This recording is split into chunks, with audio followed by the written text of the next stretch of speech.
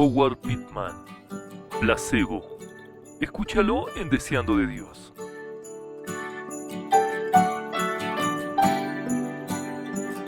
El 3 de agosto de 1979, Howard Pittman, un ministro bautista por 35 años, murió en el quirófano durante una cirugía, y tuvo una experiencia.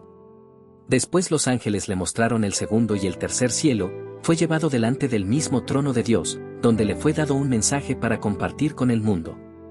El diccionario Webster define la palabra placebo como un medicamento prescrito más para alivio mental de un paciente que para el alivio del verdadero mal del paciente, o algo que tiende a relajarlo.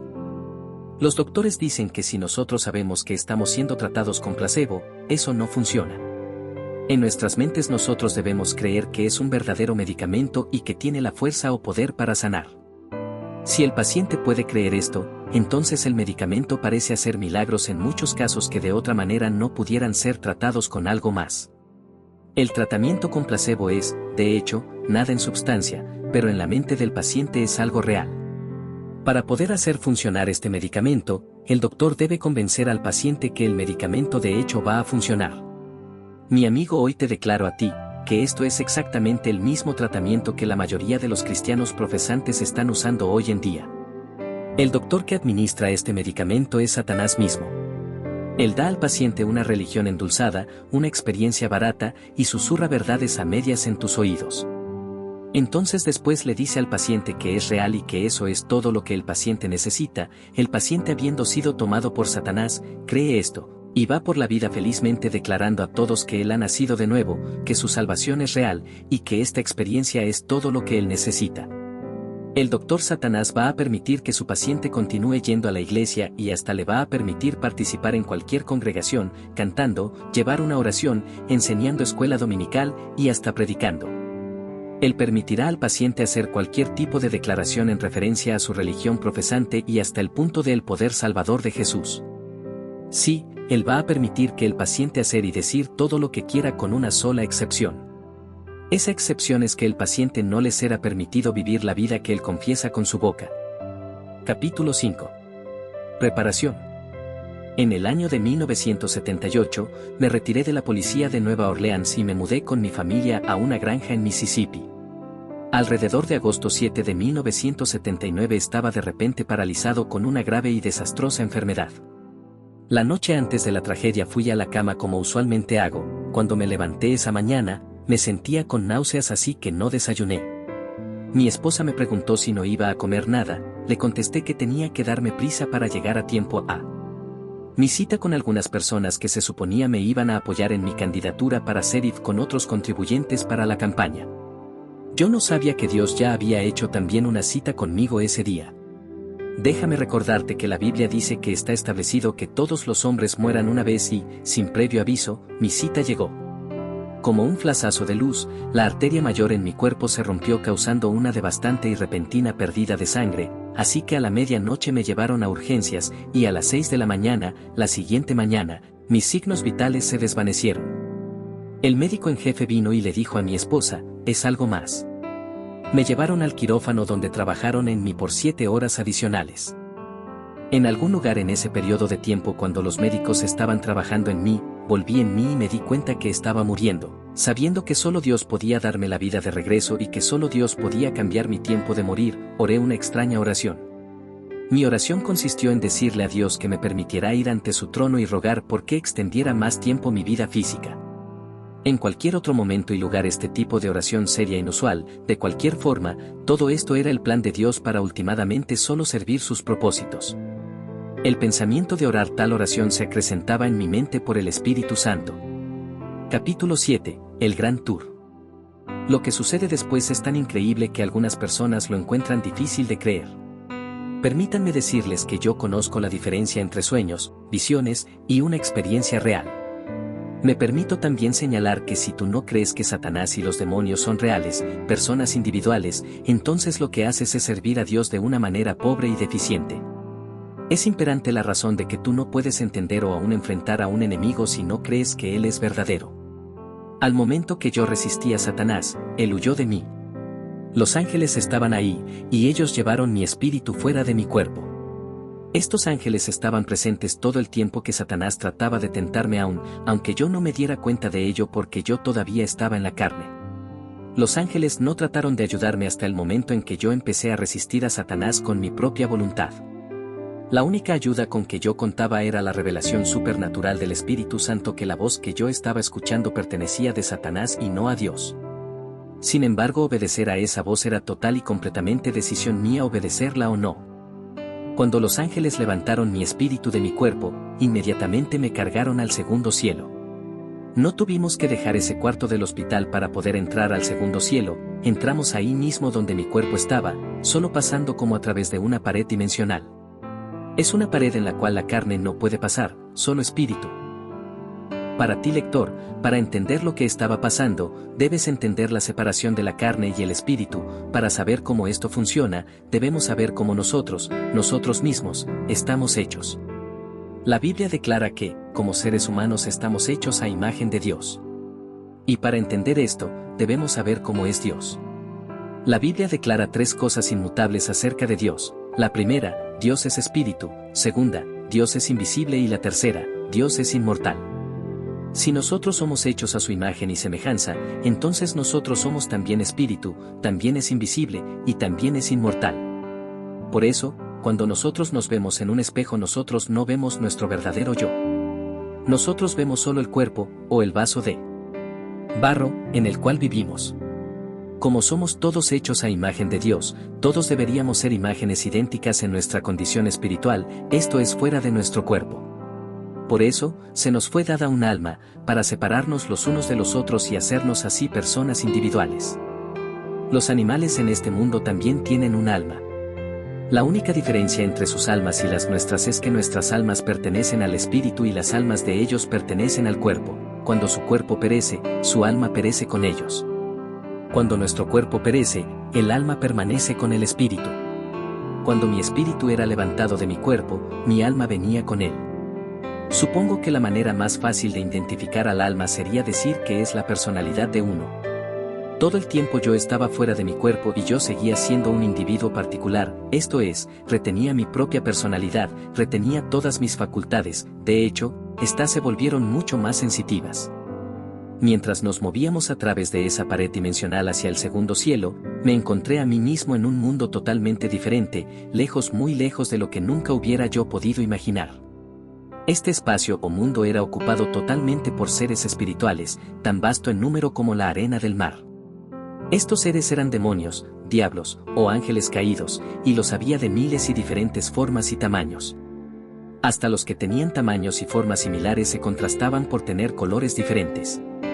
Muchos de los demonios tenían formas humanas y muchos eran en formas similares a animales familiares a los que existen en este mundo. Otros eran en formas y aspectos demasiado horribles para imaginarlos. Algunas de las formas eran tan mórbidas y asquerosas que cuando los vi estuve a punto de sentir náuseas. Cuando llegué al principio al segundo cielo, yo supe inmediatamente en qué dirección debía yo de ir para llegar al tercero donde Dios estaba.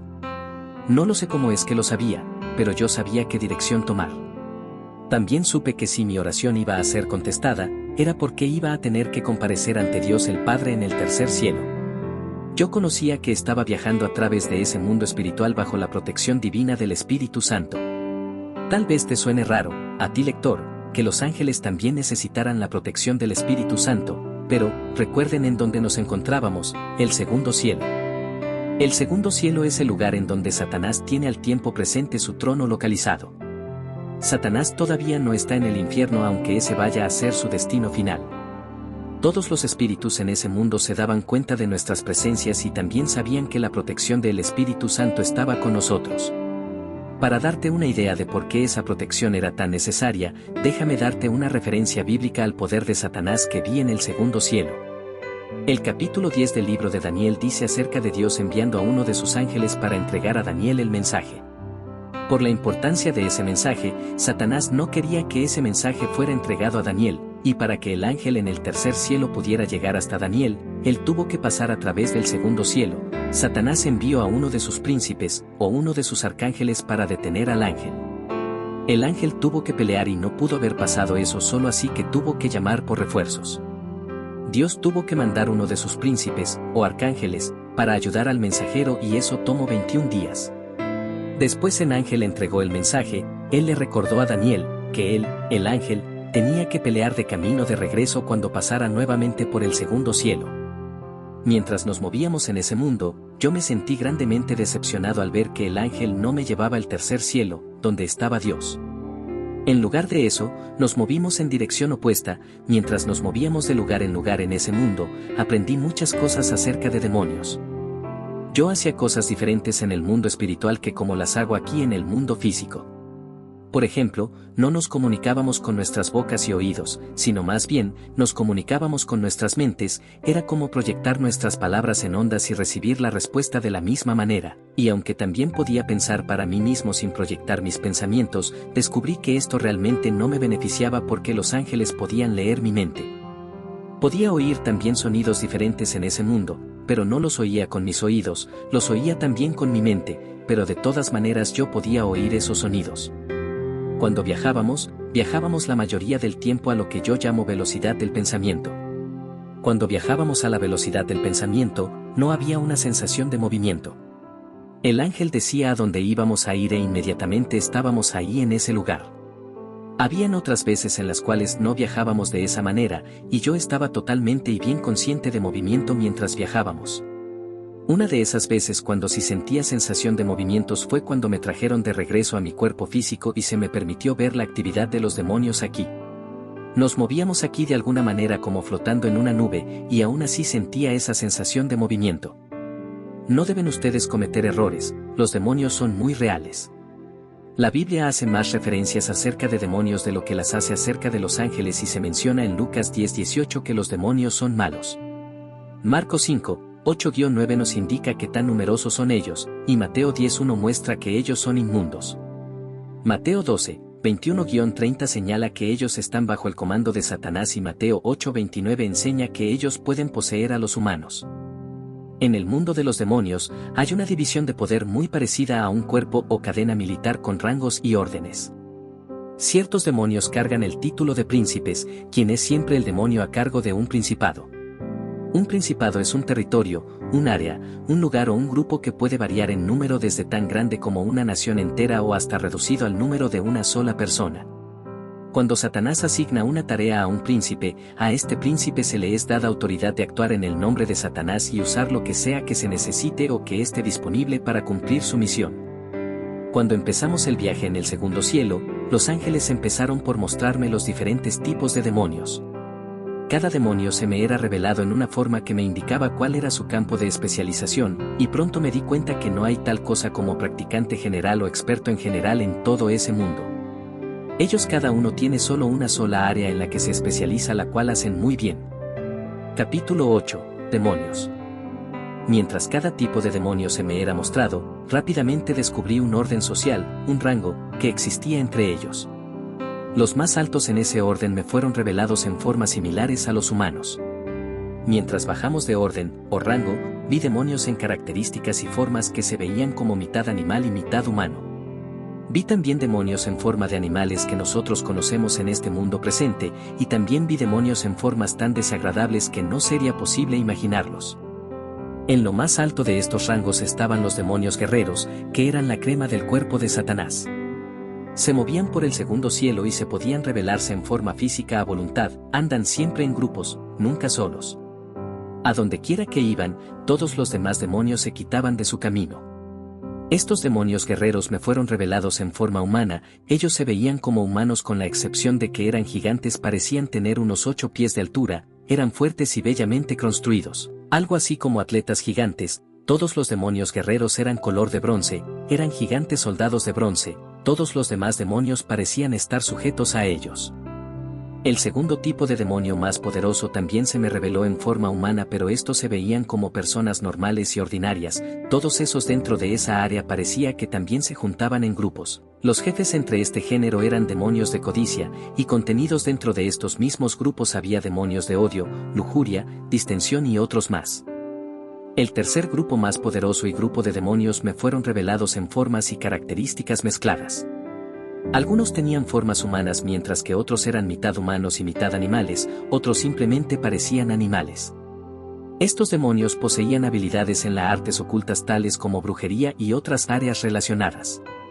También en medio de este grupo había demonios de miedo y demonios de autodestrucción, también en el mismo grupo demonios los cuales son expertos en imitar a los espíritus de personas ya muertas, espíritus familiares, y en manifestarse en el mundo físico como fantasmas.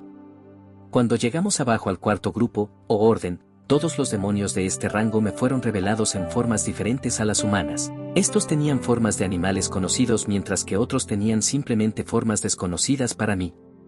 En este grupo había demonios de asesinato, brutalidad, sadismo y otros relacionados con la carnicería. Mientras nos movíamos más abajo al último orden de la cadena de comando, todos los demonios me fueron revelados en formas horribles y mórbidas. Algunos tenían formas tan grotescas que el solo verlos daba náuseas. Ellos sienten tanto desdeño por sus propios compañeros que parecen siempre estar al acecho el uno del otro mientras están en el segundo cielo e incluso mientras están en este mundo físico. No se asocian a los otros demonios excepto en la línea de su deber. Había otro grupo de demonios que se me permitió ver, pero no puedo recordar mucho de sus habilidades. Esto fue quitado de mi mente a propósito, no se me fue permitido aprender o retener mucho en mi memoria acerca de ellos. Ni siquiera puedo saber cuál era el rango o el orden dentro de la cadena que vi y su forma no me fue revelada. No estoy seguro exactamente cuál era el área de especialización de ellos, de cualquier forma, recuerdo vagamente su poderoso poder sobre la carne. Me parece que este grupo misterioso de demonios trabaja de manera diferente de la de todos los otros y son usados solamente en casos especiales y situaciones especiales las cuales no pude comprender claramente. Como expliqué antes, no se me fue permitido retener mucho en mi memoria acerca de este grupo particular. Solamente se me permitió retener la porción que ahora les estoy reportando a ustedes y aún así esto en sí es una descripción muy vaga.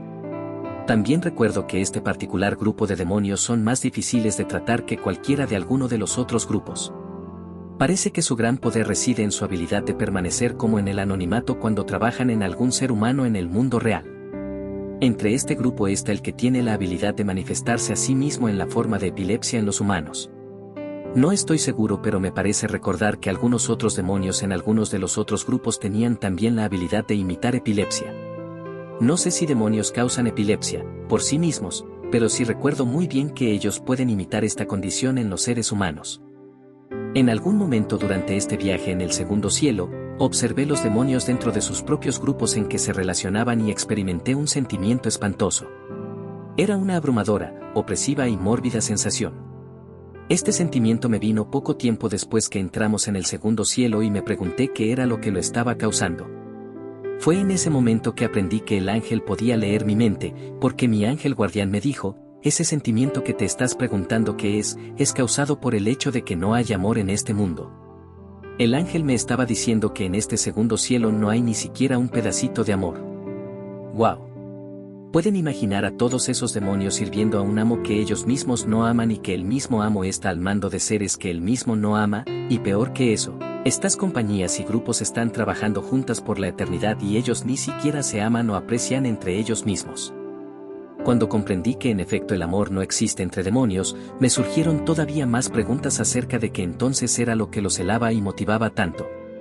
¿Qué es lo que los motiva a trabajar tan arduamente? ¿Qué es lo que los hace realizar cada orden tan rápidamente? Ellos no se aman entre sí, sin embargo obedecen las órdenes tan rápido y con tal celo que cualquier organización militar en el planeta Tierra estaría orgullosa de tener tales soldados tan obedientes y leales. Me pregunto si su motivación tiene que ver de alguna manera con el juicio y la sentencia que les espera. Parece que desde su primera rebelión eras atrás mientras estaban en el tercer cielo, han alcanzado un lugar en su existencia en el cual no pueden rebelarse más. Lo que sea que los esté motivando sobresale desde su mismo ser, mientras que ellos a su vez están expresando su furia sobre la carne. Pudiera ser que el único disfrute de su existencia entera sea crear la miseria para la carne. Y aunque se me fue permitido pasar entre ellos y observarlos mientras trabajaban, muchas cosas no me fueron explicadas o clarificadas en su totalidad, algunas de las cosas que alcance a comprender en su totalidad, no se me permitieron retenerlas en mi memoria. Supe que al rango más alto de demonios les molestaba mi presencia y me hubieran lastimado si no fuera por la protección del Espíritu Santo sobre mí. Uno de los demonios guerreros vino hacia mí y me insultaba en mi cara, pero a mí no me preocupaba porque no sentía miedo. Supe que no era conmigo con quien hubiera que tenido que pelear, sino con el que me había llevado hasta ese lugar, el Espíritu Santo. Los demonios en los rangos medios parecían ignorarme totalmente y seguían totalmente con sus existencias como si yo ni estuviera ahí, mientras aquellos del rango más bajo mostraban miedo de mí o miedo del ángel que me escoltaba. Sin embargo, la orden más alta de demonios no tenía ningún miedo de mí o del ángel. Mi acompañante me informó que quería que yo viera a un demonio en el mismo proceso de posesión a un ser humano. En este punto del viaje, fui escoltado de nuevo a la pared dimensional que separaba el segundo cielo del mundo físico. Cuando regresamos a este mundo, estábamos en el mismo hospital con mi cuerpo pero en un cuarto diferente. El cuarto parecía ser el comedor de los empleados. Vi mesas, sillas, platos con alimento, y en el cuarto estaban un hombre joven y una mujer joven viéndose el uno al otro mientras que reían y hablaban. Era obvio que ellos no me podían ver a mí o a los ángeles, estaba tan cerca de ellos que si hubiera extendido mi mano hubiera podido tocarlos, podía oír y entender todo lo que decían. Ellos pensaban que estaban solos y mientras reían y hablaban estaban totalmente desapercibidos de la horrible criatura que estaba parada justo en medio de ellos. Este demonio era tan horrible en su apariencia de su forma que lo pude reconocer inmediatamente que era del grupo más bajo de la cadena, el grupo pervertido. Los ángeles, el demonio, y yo estábamos en espíritu en ese cuarto y estábamos conscientes de todo lo que pasaba. Ellos en la carne solamente se persuadían de ellos mismos porque no nos podían ver u oír aun cuando estábamos todos en la dimensión física, como estábamos en nuestros espíritus todavía nos comunicábamos con nuestras mentes. Realmente no estaba poniendo mucha atención a las palabras que esos dos se estaban diciendo. Mi atención entera estaba enfocada en el demonio. Era una cosa totalmente espantosa de verlo, me recordaba a una rana gigante, escurrida, verde, fangosa y toda fuera de forma y proporción. Se movió lentamente cerca de la cara del hombre y entonces, de repente como si fuera un montón de humo, pareció desaparecer dentro de la cara del hombre tal como si se hubiera absorbido a través de los poros de su piel. Cuando el demonio entró en el hombre, el ángel dijo, ya está hecho. El ángel entonces prosiguió a decirme cómo fue que el hombre fue poseído. Él señaló, el demonio se hizo a sí mismo deseable y atractivo al humano. Y después me señaló que el ser humano tiene una voluntad soberana para él solo, más allá de la voluntad humana un demonio no puede pasar. También me dijo que ni siquiera los ángeles pueden traspasar ese libre albedrío. Dios mismo no viola esa voluntad. Nosotros somos hechos a la imagen de Dios, por eso, se nos fue dado, como a Dios, una soberana voluntad, el derecho de escoger nuestro propio destino. No se me permitió retener todo lo que aprendí más allá de estas líneas. Débilmente recuerdo que hay otro proceso bajo ciertas circunstancias dadas en donde los demonios pueden poseer o les es permitido entrar en niños pequeños. Parece ser que esos demonios eran los de ese grupo misterioso los que se les permite hacer eso. De lo que puedo recordar acerca de esto, es solo bajo las circunstancias más inusuales que esto puede suceder. En relación con lo que los ángeles me dijeron, más del 90% de todos los casos de actividad demoníaca está restringido a los humanos que se encuentran ya en su uso de razón. Durante el transcurso de esta conversación que el ángel me daba, el ángel señaló que a todos los hijos de Dios se les ha dado poder sobre todos los demonios y que tienen el poder para echarlos fuera, de cualquier forma. Este poder está basado en la fe del cristiano. Esto va a ser efectivo y eficaz solo cuando el cristiano conoce y sabe sin ninguna duda qué es lo que está haciendo. Hay ciertos cristianos que han recibido un don especial en esta área. Ellos son los que han sido llamados específicamente por el Espíritu Santo para el ministerio de la liberación y casi en todos los casos, aquellos llamados a este ministerio de liberación han recibido también el don de discernimiento de espíritus. Cuando uno está ordenándole a demonios, es muy importante saber con qué tipo de demonio está uno tratando. En esos casos raros de posesión demoníaca en niños, no tan raros como antes amigos, hay un número elevado de niños poseídos hoy en día porque hay puertas abiertas al enemigo. Esto toma un esfuerzo especial y revelación divina en cada caso para liberarlos. Tal caso es el que vemos citado en la Biblia en Mateo 17, 14-21. Todos los cristianos potenciales tienen la habilidad de mandar a los demonios fuera. Mi acompañante me dijo que querían que viera la actividad demoníaca en el mundo de afuera. Entonces fui llevado afuera del hospital directamente a la pared de ladrillos en las calles de esa ciudad. Estaba impresionado, mientras miraba la actividad de los humanos en el mundo físico, yendo a sus tareas diarias, ellos estaban totalmente desapercibidos que eran cazados por seres espirituales, Estaba conmocionado y horrorizado mientras veía a los demonios en todas las formas y tamaños mientras se movían entre los humanos. Mientras aprendía acerca de los demonios que no podían trabajar en humanos contra su propia voluntad, y aprendí que tampoco los ángeles traspasan esa voluntad. Cada cristiano nacido de nuevo tiene un ángel guardián y antes de que esa vida de ese cristiano se termine, tal vez tomé a un grupo entero de ángeles para mantenerlo. Aprendí que los ángeles guardianes pelean por nosotros, pero ellos no pueden pelear en el área de nuestra voluntad. La pelea que ellos libran es para proteger nuestro lado ciego. Ellos se oponen a los demonios cuando ellos vienen en contra nuestra y fuera del área de nuestra propia voluntad. Ellos no pueden oponerse a los demonios cuando los demonios vienen contra nosotros a través de nuestro libre albedrío. Recuerden, estamos hechos a la imagen de Dios, tenemos una voluntad soberana. Aprendí que los demonios pelearán con los ángeles si es necesario, pero ellos prefieren no hacerlo. Ellos encuentran que es más fácil y más seguro destruirnos a través de nuestra propia voluntad en donde los propios ángeles no tienen derecho a interferir, en lugar de llegar contra nuestra voluntad donde ellos tendrían que luchar en contra de los ángeles personalmente. Por este motivo, los demonios han desarrollado grandes habilidades en el área del engaño. Ellos se mueven a través de nuestras vidas mediante engaños y trucos y nos mantienen totalmente desapercibidos de esta actividad. Se me permitió comprender que no todos los demonios se encuentran en el segundo cielo. Hay algunos demonios tan impresionantes que están reservados en cadenas en el infierno. De cualquier forma, Satanás y sus huestes de demonios no están en el infierno, al presente. Tampoco quieren estar ahí. No se me fue permitido mirar en el infierno, ni tampoco se me permitió ver a los demonios encadenados. Sé que estos demonios que están en cadenas llegaron más allá de sus limitaciones de sus dominios. Dios en su infinita sabiduría le ha permitido a Satanás y sus demonios ciertos límites en los cuales ellos no pueden trabajar. Ellos no pueden ir más allá de esos límites establecidos por el Señor. De cualquier forma, esos demonios que están en cadenas en el infierno, eso fue justo lo que hicieron. Por haber ido más allá de los límites y restricciones establecidas por el Señor, ahora están encadenados en el infierno. La Biblia señala esos hechos en varias partes, especialmente en el libro de Judas. En cualquier momento que Satanás pase de esos límites, él debe recibir permiso de parte de Dios. En el caso de Job, se le concedió ese permiso, pero en el caso de Pedro no se le concedió ese permiso. Los demonios que trabajan en niños por debajo de la edad de uso de razón trabajan en ellos únicamente cuando se les es concedido ese tipo de permiso. Debo añadir que una puerta legal debe o debió haber sido abierta a través de algún pecado o pecados que le dio a ese demonio el derecho en primer lugar. No se me permitió comprender totalmente qué tipo de circunstancias deben de presentarse para que Dios le conceda el permiso, aunque se me dejó claro que en ciertas circunstancias el permiso es concedido. De cualquier forma, el permiso concedido para trabajar en niños debajo de la edad de uso de razón es raramente concedido.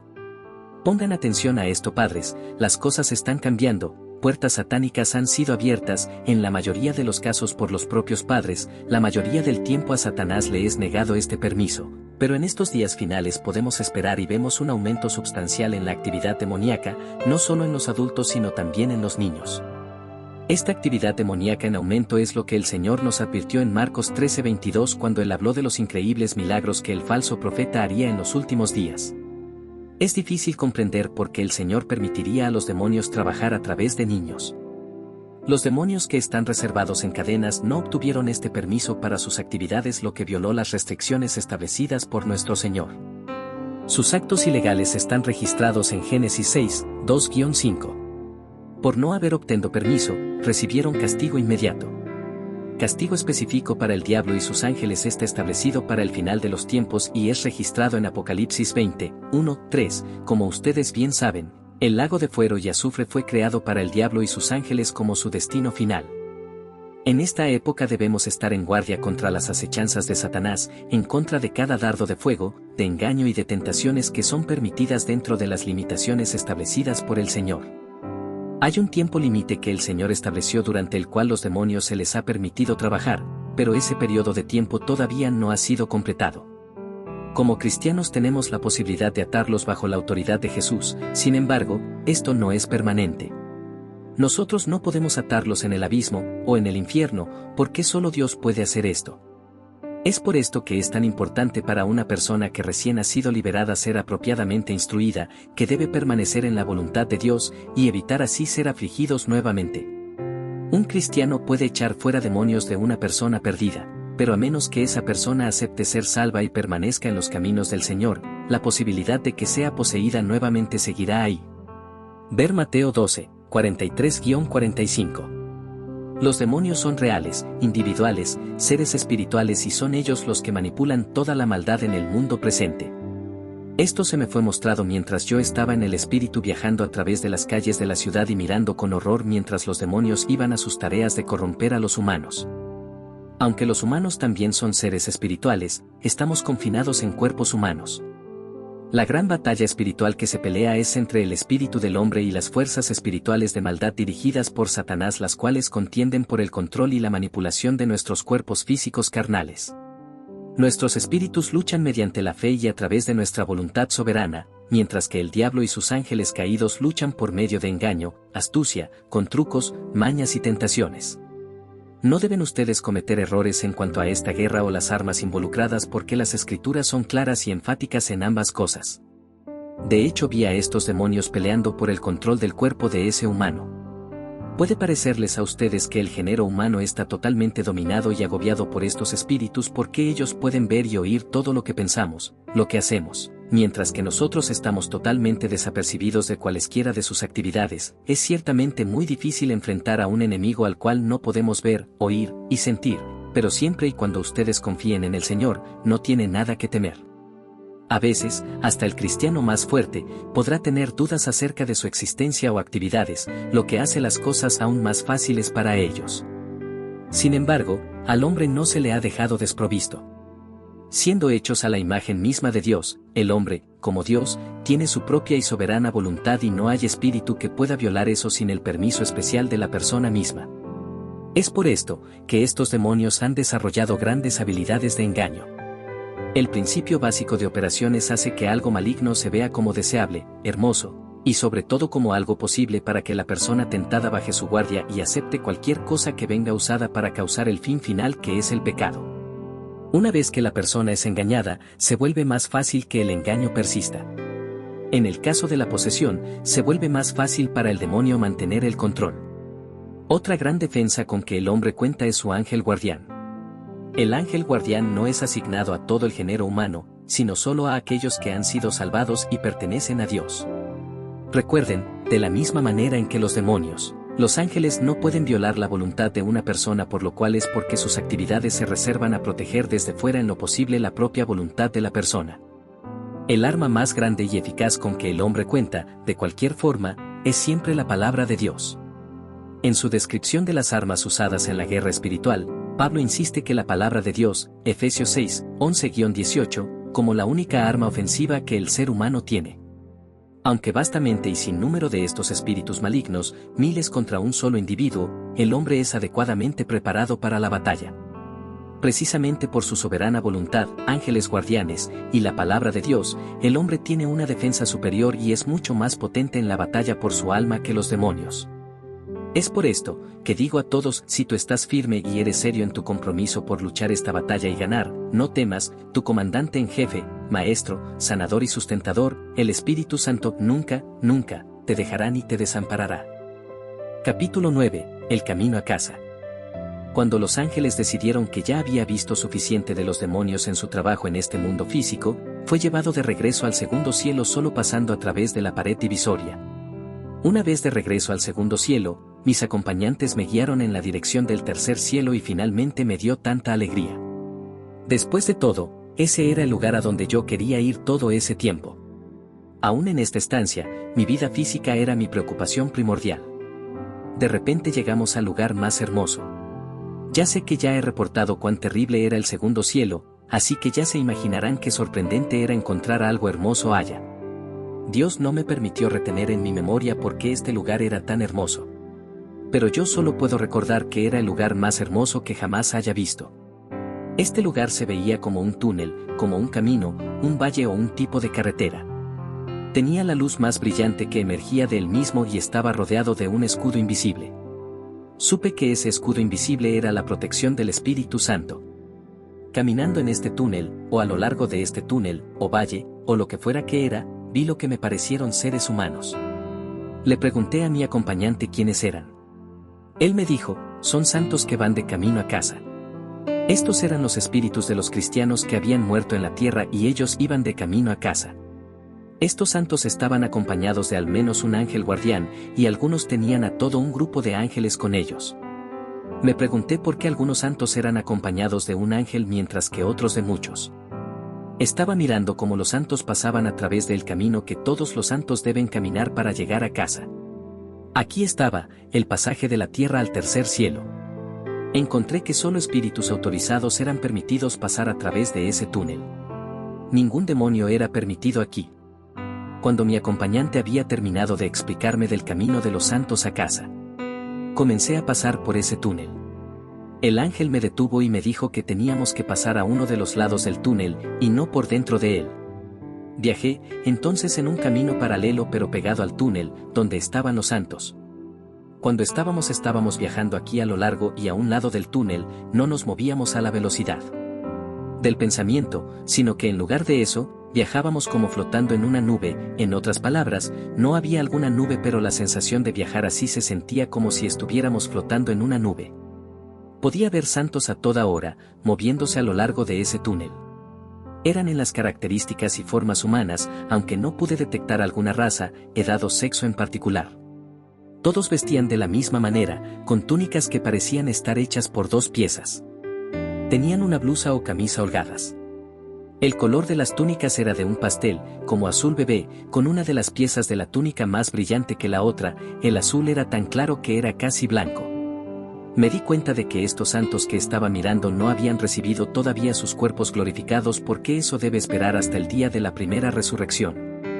Al principio estaba decepcionado de que no se me fue permitido viajar en el mismo túnel que estos santos, pero la decepción se fue cuando se me fue dicho que íbamos al mismo lugar a donde ellos iban. Después de todo, supe que si mi vida física iba a ser extendida, debería comparecer ante Dios.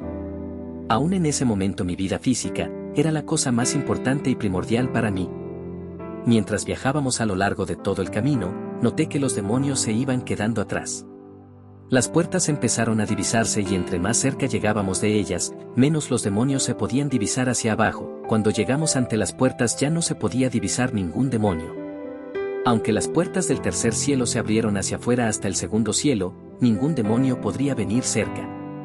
En lugar de permitírseme entrar, el ángel se puso enfrente de mí ante las puertas, se hizo a un lado. Me instruyó a quedarme ahí y esperar y mirar cómo los santos comenzaban a entrar en el paraíso. Noté algo extraño, eran permitidos entrar de uno por uno, uno solo a la vez. No se les permitía entrar de dos en dos a través de esas puertas al mismo tiempo. Me pregunté acerca de ellos, pero nunca se me explicó por qué. He estudiado acerca de esto seguido desde que regresé y creo que ahora sé por qué tenía que ser así. Creo que esto es un tributo o un saludo a cada individuo. Después de todo, cada individuo hizo la decisión personal usando de su libre albedrío. Recuerden, se me ha señalado enfática y específicamente que nosotros, como imágenes del Dios viviente, poseemos una voluntad soberana a través de la cual tenemos el derecho de decidir nuestro propio destino. Mientras los santos eran admitidos, me preguntaba por qué no era yo permitido hacer lo que venía a hacer a este lugar. Estaba tan impaciente por llevar mi petición ante Dios que perdí totalmente el sentido de lo que estaba viendo en ese momento. Y este punto era tan importante que el Espíritu Santo me dijo por sí mismo: mire 50 santos entrar al paraíso, pero el punto que me perdí fue el tiempo que esto implicó. Se me explicó que al mismo tiempo que esos santos murieron en la tierra también murieron otras 1950 personas, es decir que solo 50 de esas 2000 personas lograron llegar al paraíso. Los otros 1950 no estaban ahí. Donde estaban, eso significa que solo el 2,5% llegó al paraíso y el 97,5% no llegaron. ¿Tiene esto alguna representación o conexión de la condición mundial hoy en día? Si es así, el 97,5% de la población en todo el mundo ahora mismo no está lista para encontrarse con Dios. La parte triste, mi amigo, es exactamente una representación de la iglesia de la Odisea en la cual estamos viviendo actualmente. Estamos ahora en el tiempo donde la gran mayoría de los cristianos profesantes son solo profesantes de palabra y no profesantes de corazón. Al principio, decidí que no iba a tratar de convencer a nadie de todo lo que vi y oí. Sin embargo, me gustaría ofrecer como evidencia la parábola del sembrador como la dijo Jesús en el capítulo 13 del libro de Mateo. Si ustedes leen este capítulo con detenimiento, notarán que 3 fuera de las 4 personas que oyeron el Evangelio lo echaron por tierra. Eso es el 75% si ustedes lo ven así.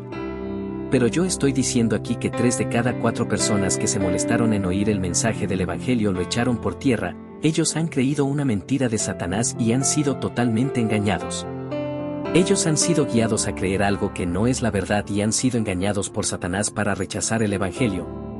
Pongan a los 75% que rechazaron el Evangelio junto con los que ni siquiera se quisieron molestar en oír la verdad y obtendrán la abrumadora suma de 97,5% de la población hoy. Mientras contemplaba este hecho, ahora entiendo el disgusto del Señor con la iglesia del tipo de la Odisea. También entiendo ahora claramente los versos de las Escrituras en Mateo 7, 22-23 que describe cuántas personas van a estar delante del trono en el juicio suplicando, Señor, Señor, no profetizamos en tu nombre, y en tu nombre echamos fuera los demonios, y en tu nombre hicimos muchos milagros y maravillas, solamente para recibir del Señor un, nunca os conocí. Apartaos de mí, hacedores de iniquidad. Capítulo 10, el rudo despertar. Mi acompañante me pidió permanecer a un lado de las puertas y presentar mi caso. Él me aseguró que Dios oiría y contestaría mi petición. Mientras estaba parado junto a las puertas, el sentimiento de gozo, felicidad y contentamiento radiaban desde el paraíso. Podía sentir el calor que esto producía y mientras yacía ahí para presentar mi demanda pude sentir el impresionante poder de Dios. Ningún ser podría estar ante él. Aun cuando una puerta nos separaba así como yo estaba era imposible no experimentar ese poder indescriptible, energía, fuerza y majestad. Al principio tuve una sensación de temor, algo así como culpabilidad que siempre se produce en mí cuando creo que me he impuesto ante otros. En los ojos de mi mente yo visualizaba un Dios ocupado y que estaba abrumado conmigo por distraerlo de cosas o tareas importantes. Entonces, inmediatamente cuando ese sentimiento de culpa vino, pasó de mí, y me vino una fuerza, una valentía en mi creer que había servido a mi Dios fielmente por muchos años. Para mí, yo estaba convencido, que esta petición mía estaba ya garantizada. Valientemente vine ante el trono y empecé por recordarle a Dios cuán grande vida llena de amor, adoración y sacrificio había yo vivido para Él.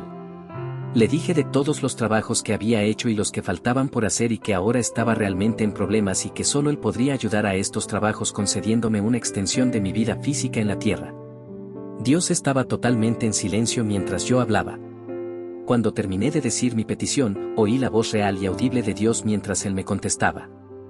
La voz que oí no era como la dulce voz que Satanás había usado para engañarme antes en el valle. Ustedes podrían poner juntos el ruido de todas las tormentas, volcanes, tornados y huracanes y todos esos ruidos juntos de ninguna manera podrían imitar lo que yo oí. El sonido de su voz no era de ninguna manera la dulce voz que comenté con anterioridad, el sonido de su voz llegó hasta mí desde las puertas aún antes de que las palabras me golpearan. El tono de su enojo me noqueó y caí con mi rostro en la tierra, mientras Dios proseguía a decirme la clase de vida realmente estaba yo viviendo. Él me dijo lo que realmente pensaba de mí y aún acerca de otros que han hecho y hacen como yo había estado haciendo. Él me señaló enfáticamente que mi fe estaba muerta, que mis obras no eran aceptables, y que había trabajado en vano. Me dijo que era una abominación para mí vivir de tal forma y después atreverme a llamarla una vida de adoración. Y no solo eso, me dijo que todos los que hacen así, están en peligro de experimentar su gran y final ira para los últimos tiempos. Mientras Dios trataba conmigo, me mostró su ira, no la ira reservada para los últimos tiempos. Dijo que hay algunos que van a experimentar esa ira. No podía creer que Él me estaba hablando a mí de esa manera, yo le había servido por años, yo creía que había vivido la vida solo complaciéndolo a Él. Mientras Él enumeraba mis faltas, estaba totalmente seguro de que Él me estaba confundiendo con alguien más. No tenía ni me quedaban más fuerzas en mí, ni siquiera para moverme o protestar, y aún hasta ya me estaba llenando de pánico dentro de mí mismo. De ninguna manera puede estar hablando de mí. Todos estos años que pensé que estaba haciendo trabajos para Dios. Y ahora Él me estaba diciendo que todo lo que había hecho, lo hice para mí mismo. Aun cuando predicaba y testificaba acerca de la gracia salvadora de Jesús el Cristo, hacía todo eso solo para mí mismo, solo para que mi conciencia se callara. En esencia, mi primer amor y mis primeras obras habían sido solo para mí mismo. para mis propias necesidades y deseos que estuvieran completos o satisfechos, y para silenciar mi conciencia empezaba a hacer trabajos para Dios. Esto hizo que mis prioridades se salieran fuera de orden y en un orden inaceptable. De hecho, yo me había vuelto mi propio Dios falso. Él dejó en claro en sus enseñanzas que Él es un Dios celoso, y que no tendremos ningún Dios ajeno delante de Él, carne, piedra, sangre, o lo que sea, Él no va a tener otros dioses delante de Él. Dios me dijo que Él no aceptó este tipo de adoración en los días de los fariseos y que ciertamente no iba a aceptar este tipo de adoración en esta época de la iglesia de la Odisea. Él dejó bien claro en palabras y en hechos. Para que nuestros trabajos puedan ser aceptables, debemos de hacerlos en relación con su mandamiento en Mateo 6:33 que enfatiza, buscad primero el reino de Dios y su justicia, y todas estas cosas os serán añadidas. Mientras Dios me decía mis verdaderos motivos del corazón, el verso de la Escritura en Mateo 16, 24-26 y Lucas 14, 26-33 se hicieron claros como el agua para mí. En Mateo 16 se enfatiza, entonces dijo Jesús a sus discípulos, si alguno quiere venir en pos de mí, niéguese a sí mismo y tome su cruz y sígame, porque el que quiera salvar su vida la perderá, y el que pierda su vida por causa de mí la hallará. En Lucas 14 empezando en el verso 26 se nos enseña, si alguno viene a mí, y no odia a su padre y a su madre, a su esposa y a su hijo, a su hermano y hermana, y a su vida misma, no puede ser mi discípulo, y cualquier que no cargue su cruz y me siga. No puede ser mi discípulo, ¿quién de vosotros, queriendo edificar una torre, no se sienta primero y calcula los gastos, a ver si tiene lo que necesita para acabarla? En el verso 33 de este mismo capítulo Jesús hace la siguiente declaración, la cual es la piedra angular de las dos porciones de la Escritura previamente citadas, así, pues, cualquiera de vosotros que no renuncie a todo lo que posee, no puede ser mi discípulo. Solo ahora que yo estaba parado ante él, esas dos porciones de la Escritura se volvieron claras como cristal para mí, entendí sus significados. Mientras Dios me dijo acerca de mis verdaderos motivos, pude ver claramente por primera vez cómo mis obras estaban muertas. ¿Por qué Dios estaba dejando caer su ira sobre mí? No podía permanecer en pie, o hablar, no me había quedado nada de fuerzas en mí, no era nada más que un trapo mojado y mentiroso, allí en agonía. De hecho, era afortunado para mí que esta no era la cólera eterna de Dios, solamente cólera temporal. Sin embargo, en ese tiempo no sabía que esta era solamente temporal. Necesito enfatizar también que en ninguno en el cual Dios me estaba corrigiendo nunca me dijo que yo no fuera salvo o que mi nombre no estaba en el libro de la vida del Cordero. Nunca me mencionó la salvación sino solo las obras muertas que estaba produciendo en mi vida. Me estaba diciendo el tipo de vida que estaba yo viviendo no era aceptable, y que era un tipo de vida inaceptable para un verdadero cristiano. Mientras me hablaba de mis obras muertas, me indicó que hay ciertas personas que no son salvas pero que ellas creen que lo son. Estas son las que van a experimentar su ira eterna. También me dejó en claro que hay otros de sus hijos que se van a encontrar en la misma condición en el día del juicio. Esto me reveló que el verdadero significado de 1 Corintios 3, 15, que dice, si la obra de alguno se quema, él sufrirá pérdida. Si bien él mismo será salvo, aunque así como por fuego. El primer instante cuando estaba entrando al tercer cielo el ángel, me detuvo. En ese momento él no me dijo que no podía entrar. Él solo dijo que si yo entraba ahí no podría salir otra vez y que tendría que permanecer ahí hasta que Dios me trajera de regreso con él.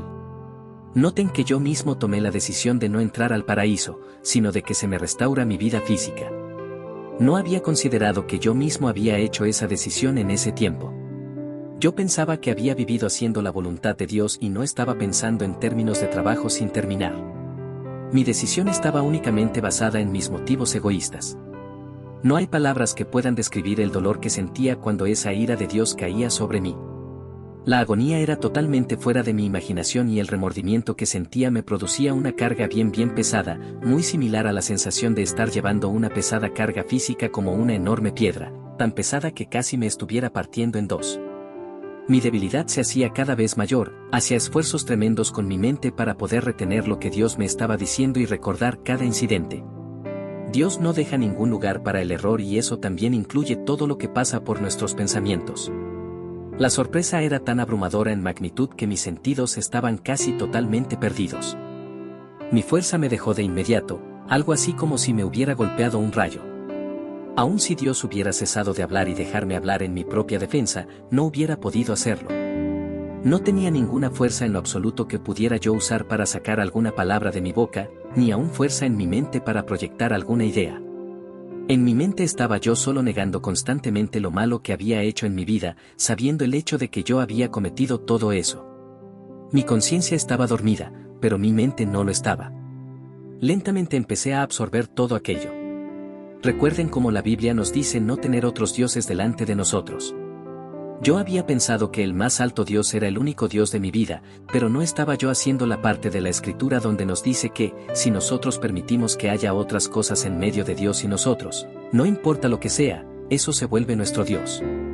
Me di cuenta que cada día de mi vida guardaba toda mi devoción solo a mí mismo. Mi vida entera, estaba yo preocupado por mis necesidades primeramente, y luego ya después, me preocupaba qué era lo que el Señor quería de mí. El dinero para ayudar a la iglesia, los pobres o cualquier otra cosa era algo secundario, porque yo era mi propio Dios. Naturalmente estaba contendiéndome permitiéndome estar en esa condición, porque mientras yo permaneciera en esa condición yo era un instrumento totalmente inútil para Dios o para su reino.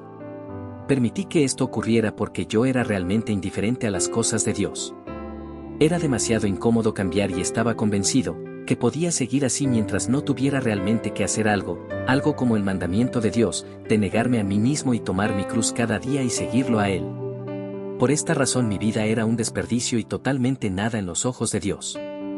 Espero que ustedes entiendan lo que yo estoy tratando de decir aquí, porque es todo el punto de este capítulo. El punto es que nosotros debemos de probar que realmente somos cristianos. Primero examinándonos a nosotros mismos, examinar nuestros motivos detrás de cada acción en nuestras vidas, y después arrepentirnos y recomprometernos con el Señor de seguirlo cada día. Cuando nosotros decidimos servirlo, primero a Él esta decisión debe ser seguida de acción, de otra manera será totalmente inútil como si no hubiéramos tomado ninguna decisión de hacerlo en primer lugar. Capítulo 11. Mi verdadero Padre. Cuando Dios estaba conmigo, la entrevista se terminaba tan pronto como yo ya estuviera totalmente apagado, no se me permitió rezagarme o aún reflexionar en lo que Dios dijo. Los ángeles me llevaron inmediatamente lejos como si estuviera como trapo mojado que no tenía ninguna fuerza en mí. Aniquilado totalmente no podía incluso recolectar mis propios pensamientos. Los ángeles me cargaron de regreso al segundo cielo, a través de la pared dimensional y en el cuarto del hospital donde mi cuerpo yacía. No fue sino hasta que llegué a la cama en la cual mi cuerpo estaba, que recobré mi compostura. Cuando la recobré, protesté con vehemencia. No, no. Les dije a los ángeles, Dios no me contestó. Él no me dijo que sí a mi petición. Por favor, llévame de regreso. Les rogué a los ángeles. Dios es un Dios de orden y Él nunca va a hacer nada arbitrariamente. Desde que Dios tenía planeado toda esta experiencia desde el principio, los ángeles se conformaron con mi petición de llevarme de regreso. Dios estaba tratando conmigo amablemente y tiernamente a través de su gran amor, sabiendo que era necesario para mí experimentar, para que así se me podría caer las escamas de los ojos. Durante el tiempo en que Dios me dejaba sentir su enojo, pensé que esa ira era terrible y dolorosa. Me di cuenta después que no era nada en comparación con el dolor que los perdidos van a experimentar cuando ellos reciban su verdadera y eterna ira.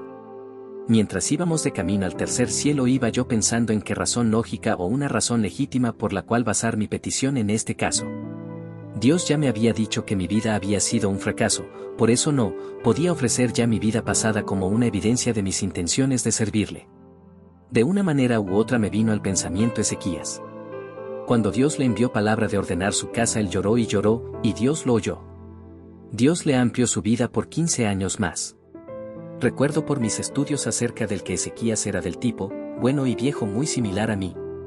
Recordé que él tenía buenas intenciones en su corazón, pero como tenía problemas para reflejar esas intenciones en su vida diaria. Como esto parecía ser más o menos el mismo tipo de situación y el mismo tipo de problema que yo enfrentaba en mi propia vida, concluí que Dios había tratado con Ezequías basado en sus intenciones de su corazón.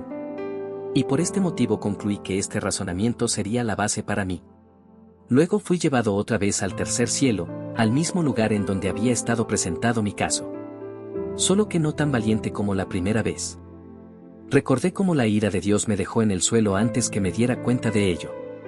De cualquier forma le había pedido un favor a Dios, y Dios no había dado respuesta. Queriendo su respuesta no importaba cuál fuera esta, empecé tímidamente a presentar mi caso otra vez. Esta vez Dios no me noqueó, me dejó hablar. Dios no me habló con ira sino que empezó a contestarme con un tono de compasión que al final se volvió dolor. Abrí mi petición comenzando por citar las Escrituras a Dios.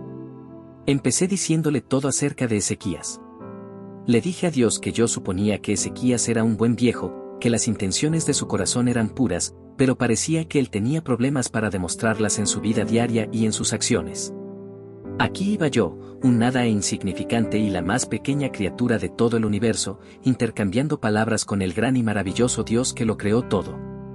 Le dije, Padre, si tú me concedes esta petición te prometo que trataré de mejorarlo todo. El Señor me contestó, Howard Pittman, tú has prometido antes. Dios no tuvo que decir alguna otra palabra, ahí estaba todo, todas las promesas que yo le había hecho al Santo Dios en mi vida pasada. Ninguna de ellas había podido cumplir.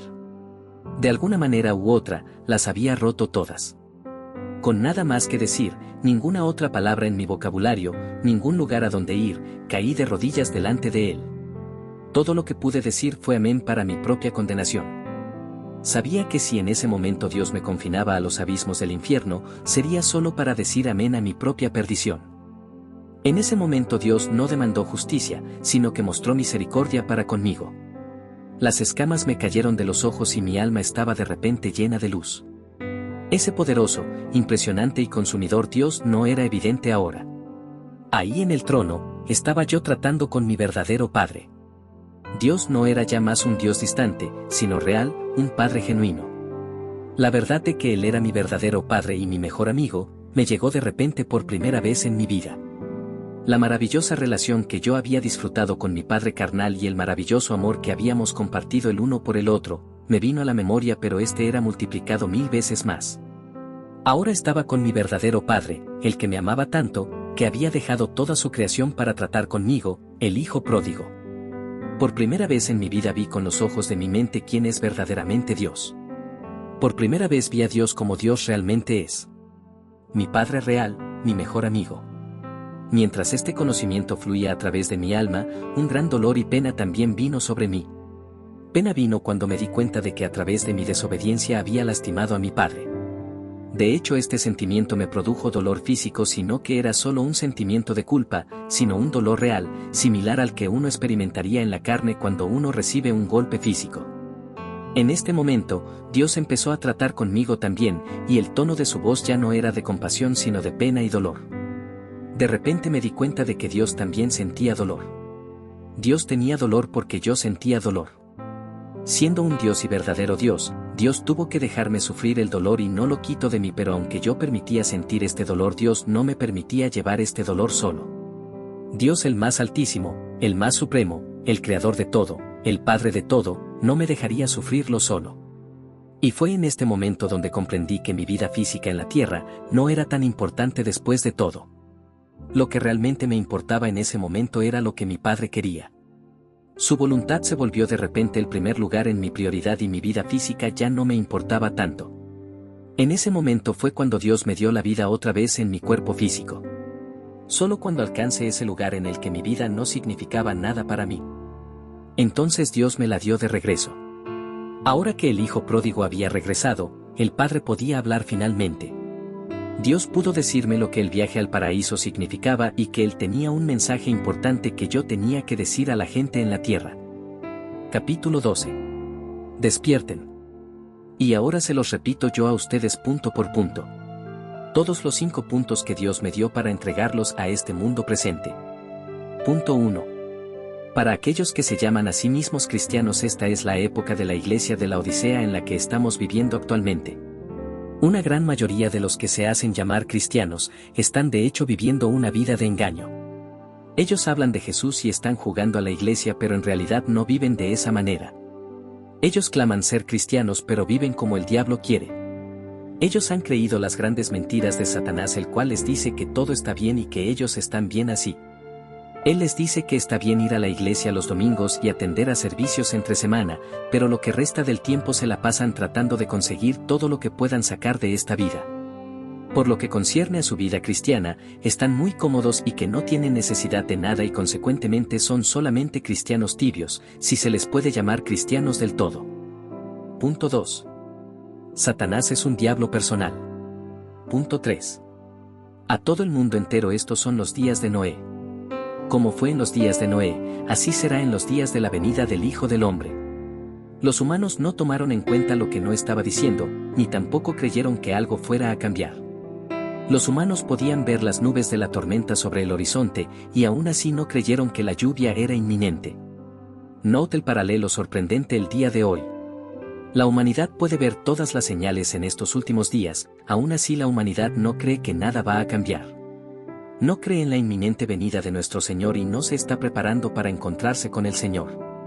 Punto 4. Para los que se hacen llamar cristianos, a ellos se supone que son embajadores de Cristo aquí en la tierra.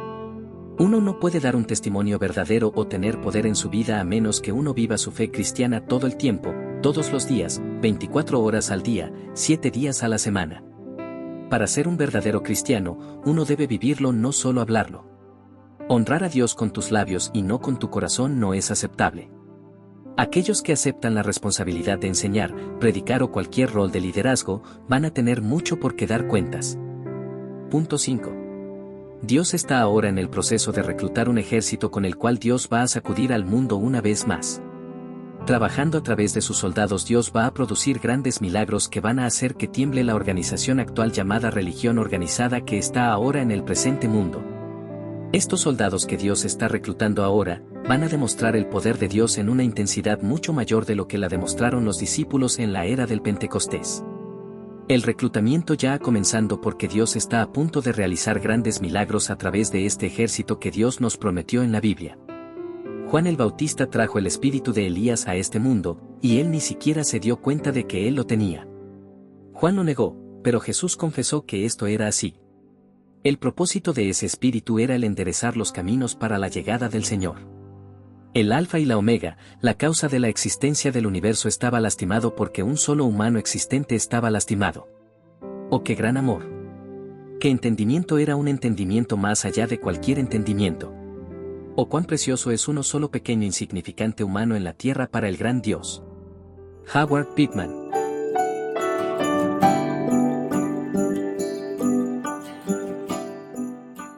Howard Pittman. Placebo. Escúchalo en Deseando de Dios.